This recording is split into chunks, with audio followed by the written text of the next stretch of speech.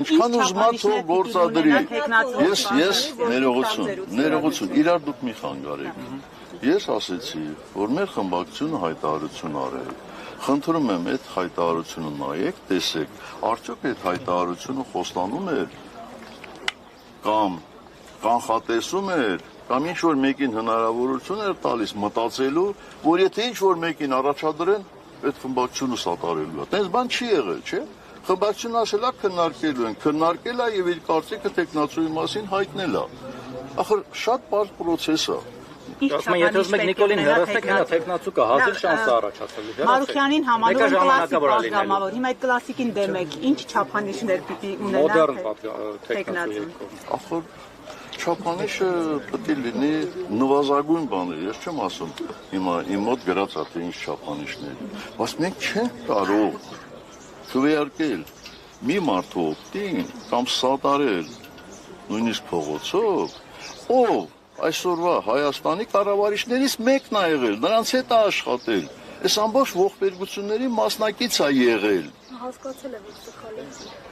Դու թող հանգիստ նստի, էլի, որ մենք իրան չենք տանում դատում։ Մենք ասում ենք, որ դու չես կարող, որտեղ մենք տեսել ենք քո գործելավոճը։ Ուրիշ ինչ են ասել այս մարդը։ Իսկ եթե Քոչարյանի թիմից լինի, պարոն Սարգսյան, comment Քոչարյանը։ Մենք հայտարարել ենք, ընդունել իրենց։ Այո։ Իրենց իշխանությունը, իրենց միայն թե Նիկոլը։ Այո։ Բայց հենց Ռոբերտ Քոչարյանը գա իշխանության։ Ուզում է գա։ Ով ուզում է գա։ Այսինքն դուք կասկածում եք, որ Ռոբերտ Քոչարյանը կարող ավելի վատը լինել, որպես կառավարիչ, քան այսօրվա կառավարիչը։ Ես այդպիսի կարծիք չունեմ։ Նախագահ, այս process-ներին պետք է ակնկալել դրսի ուժերի աջակցություն, կոնսենսուս եւ այլն, թե չպետք է սպասել։ Գիտեք, որևէ դրսի ուժ առանց ներսի որևէ բան անել չի կարող։ Այո, դրսի ուժերի օժանդակությունը շատ կարևոր է, բայց ես չեմ տեսնում այսօրվա այս օժանդակությունը, այդ օժանդակությունը, այդ չափով, որ բավարար լինի, բայց վստահ եմ, եթե մենք մեր ուժերի ամբողջ լարվածությամբ մտնենք պայքարի մեջ, միանշանակ կգտնվեն նաև տարբեր աշխարհամասերում, տարբեր տեղերում ուժեր, մարդիկ, ովքեր սատարեն այդ շարժումը, ես դրանում չեմ կասկածում։ Այս համատեքստում Լավրովի այսօրվա հայտարարությունը, որ ազնիվ չէ իրենց մեղադրել Արցախը հանձնելու մեջ, իրենք այդ մասին լրատվամիջոցներից են տեղեկացել, արդյոք պետք է համարել պրոլոգ, որ ամեն դեպքում վստահություն չկա նաև այդ խոսույթը ձևավորող իշխանությունների հանդեպ։ Ես չեմ կարծում, որ դա Լավրովի այդ ասածը կամ ռուսական զենքերի մասին հայտարարությունը։ Ոնց որ ասում են դրոշով թափահարում է, որ ստարտված է վազը գնացեք, ոչ, դա չեմ համարում, ես համարում եմ այդ հայտարարությունը արդարացի, բա եթե դաշնակիցն է մեր, բա եթե բանակցում էին եռակող, իսկ մենք շատ ենք, չէ, տարիներով ականատես ենք եղել եռակող բանակցությունների, ու հետո գնում են մեկ այլ տեղ, մեկ այլ հայտարարություն են անում։ Արդյոք այդ բանակցության կողմերից մեկը չպետք է ասի, եթե մեզ մարդատեղ չեք դնում, մեզնից ինչ եք ուզում։ Բայց իրանք ասում էին, он не предатель։ Ասում էին։ Արդյոք ես դա արդարացնում, չեմ արդարացնում։ Եվ մի հարցել, օրինակ Արցախի հետ կապված, հիմա եթե դու կամ պարոն Քոչարյանը կամ համատեղ ձեզ զանից որևէ թիմի հաջողվի իշխանության գալ, օրինակ դուք կարող եք էական հարցեր փոխել, արցախցիների վերադարձի հավաքական իրավունքի հարցը առաջ մղել, հաջողության հասնել, այսինքն այդ կարևոր արտաքին հարցերի հետ կապված, Հայաստանի անվտանգության հետ կապված դուք կարող եք շրջադարձային փոփոխություններ անել։ Եվ ինչպես եք պատկերացնում։ Ես քիչ առաջ ասեցի, որ ես հավակնություն չունեմ եւ ոչ էլ ցանկություն, որովհետեւ գիտեք, այդ բառերը հայերենում տարբեր նշանակություններ ունեն։ Եվ 18-ին նաև դրանում էին փորձում ինձ մեղադրել հայերենին վատ տիրապետելով։ Ես ասում եմ, ես չեմ լինելու, եթե որևէ մեկը գա իշխանության, որևէ քաղաքական ուժ, եւ տեսնեմ, որ այդ քաղաքական ուժը աշխատում է ի օգուտ, ի նպաստ Հայաստանի, եւ եթե իրենք կարիք ունենան իմ խորհուրդների, այսպես խորհուրդներ ստանալ ինձնից, իմ խորհուրդների կարիք ունենան, ես ընդհանրապես խորհրդատուի դերով կարող եմ հանդես գալ, հաշվի առնելով իմ անցած ճանապարհը։ Եթե ոչ, ապա ես կարծում եմ, որ արդեն իմ ժամանակն է, էլի մի քիչ էլ ինձ նոր զբաղվելու, հանգստով եւ այլ պայմաններով։ Հնարավորություն կա, հիմա Հայաստան ունի այդ հնարավորությունը։ Ոչինչ երբեք հնարավոր չի բացառել եւ ես չեմ կարծում, որ նույնիսկ 30-ականներին, անցյալ դարի 40-ականներին, ես չեմ ասում անհատներին, որովհետեւ ես տեղյակ եմ, որովհետեւ այդ ժամանակահատվածներում էլ Հայաստանի մի շարք ղեկավարներ գրավոր դիմել են Մոսկվա, Ղարաբաղը Հայաստանի միացնելու հարցով, բայց լայն հասարակությունը երբեք դրանով հենց առանձնապես չի զբաղվել, որովհետև շատ-շատերը համարել են, որ դա վերջնական է եւ վերջ։ Եթե լինեն անհատներ, լինեն քաղաքական ուժեր, ովքեր այդ գաղափարը վար կպահեն, ես վստահ եմ, որ մի օր այդ գաղափարով հետաքրքրվելու են ուժեր, նաև Հայաստանից դուրս եւ հնարավոր է լինելու այդ գաղափարը իրականություն դարձնել։ Այսօր, եթե նույնիսկ Ադրբեջանի ղեկավարությունն ասի, դե ես բոլոր արցախցիներին, բոլոր ղարաբաղցիներին, ովքեր գան,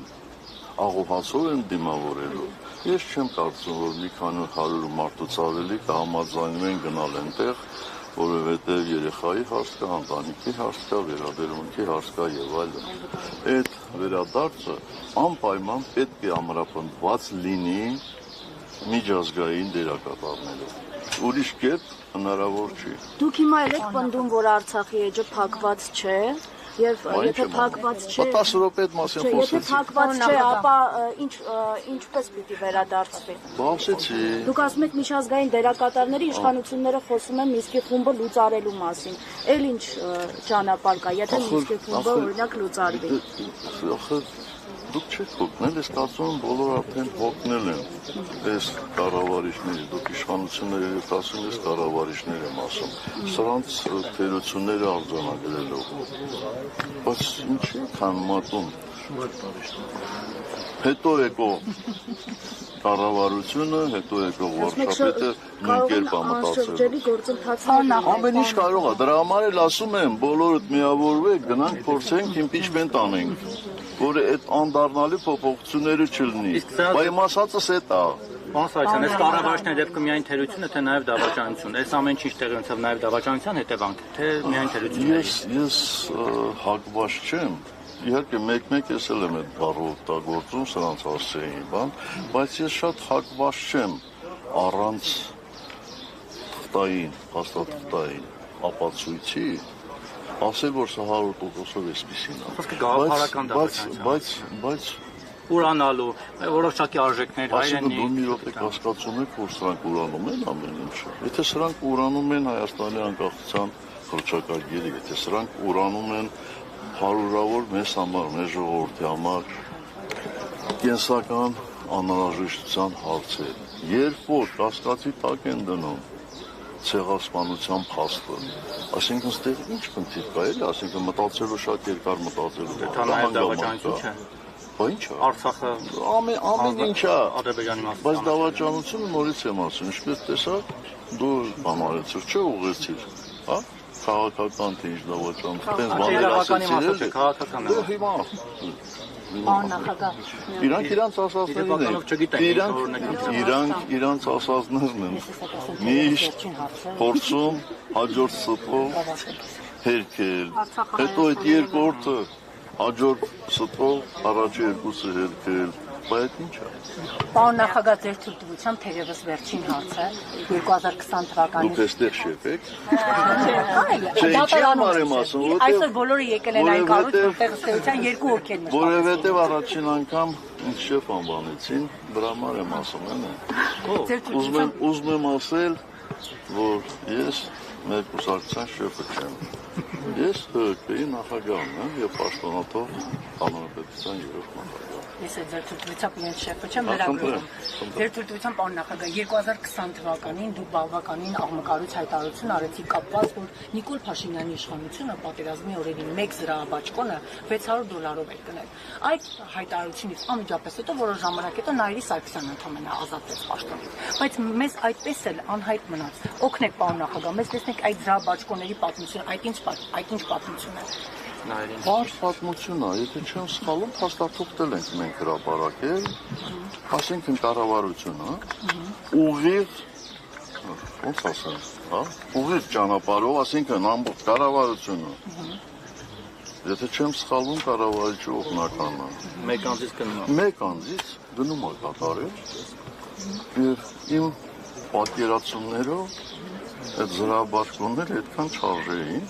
բայց ամենակարևորը արժեին չարժեին։ Ինչու է կառավարությունը այդ գնումը կատարում։ Դրա համար պաշտպանության նախարարություն կա եւ այլն եւ այլն։ Դրանից պարզ, էլ ինչ կարա լինի։ Հաստատուղթը որ խնդրեմ գտակ։ Օ, ես չգիտեմ,